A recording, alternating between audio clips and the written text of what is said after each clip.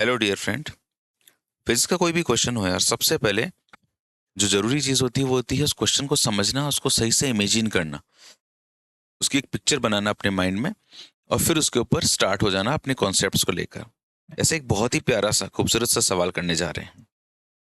Question है कि a positively charge disc is placed on a horizontal plane. एक positively charge disc है, इसको आप लोगों ने हॉरिजॉन्टल प्लेन पे रख दिया। चलो, ये मैंने एक पॉजिटिवली चार्ज डिस्क बना दी, इस पे पॉजिटिव चार्ज बिखेर दिया हम लोगों ने। ओके, और ये जो है वो किसी प्लेन पे रखी हुई है। इस पे जो चार्ज दिया है वो हमने कैसा दिया है? पॉजिटिव चार्ज दे दिया। डन।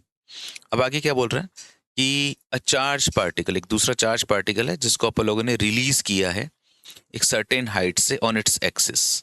मतलब आप अब इसकी एक्सिस बनाइए और एक हाइट्स एच से एक पॉजिटिव, मतलब एक चार्ज पार्टिकल को, चार्ज में पॉजिटिव गलत वर्ड बोल रहा हूँ क्योंकि वहां पे मेरे को चार्ज का नेचर नहीं दिया हुआ है ना। तो चार्ज पार्टिकल है, यहाँ से मैंने रिलीज कर दिया। रिलीज करने का मतलब इनिशियल वेलोसिटी का जीरो होना। The particle just reaches the centre of the disc, मतलब पार्टिकल यहाँ पे वेलोसिटी जीरो है, जस्ट यहाँ पर पहुंचा है, मतलब पहुंच के ऑब्वियसली वो रुक गया होगा, है ना। कोई चीज हम कहीं पहुंचते हैं कि भाई मैं तो जस्ट वहां पे पहुंच गया, इसका मतलब मैंने वहां पे जाके दम तोड़ दिया है, मतलब मेरी वेलोसिटी कितनी हो चुकी है? जीरो हो चुकी। सेलेक्ट द करेक्ट ऑल्टरनेटिव, सही ऑल्टरनेटिव चूज करना। पहला क्वेश्चन बोल रहा है, पहला ऑप्शन, की पार्टिकल हैज नेगेटिव चार्ज।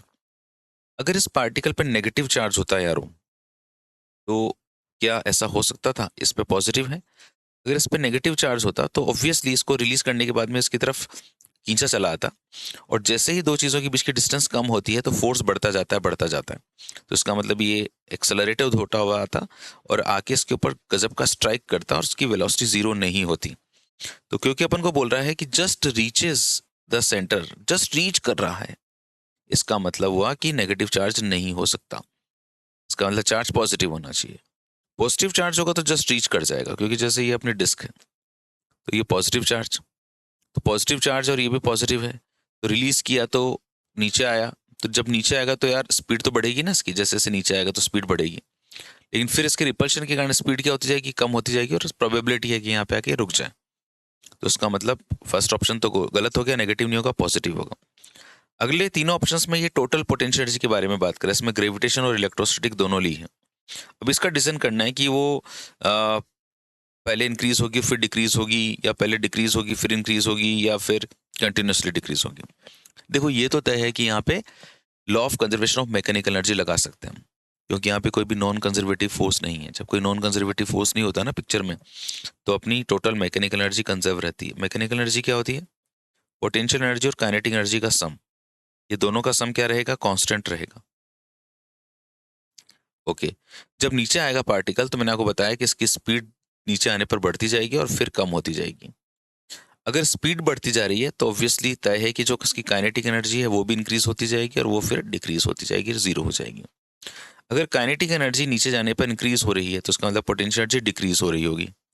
तो मैं कह सकता हूँ कि जो पोटेंशियल एनर्जी होगी पार्टिकल की, वो डिक्रीज हो रही होगी। पहले खूब ज़्यादा होगी, फिर धीरे धीरे वो कम हो रही, क्योंकि काइनेटिक एनर्जी बढ़ रही है तो पोटेंशियल एनर्जी घटेगी, घटेगी और फिर वापस पोटेंशियल एनर्जी बढ़ती जाएगी।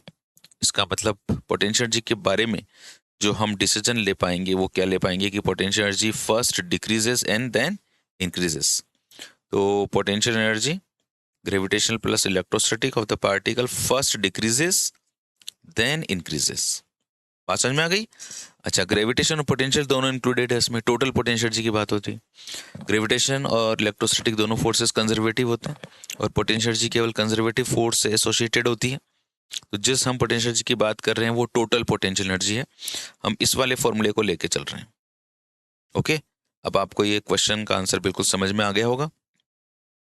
ऐसी प्यारी प्यारी और अमेजिंग से फिजिक्स जानने के लिए, सीखने के लिए आप एपीजी की दुनिया की अलग अलग प्लेलिस्ट को खंगालिए। मैंने हर चैप्टर में कुछ बेहतरीन देने की कोशिश करी है जो आपकी जर्नी में आपकी हेल्प करेगी।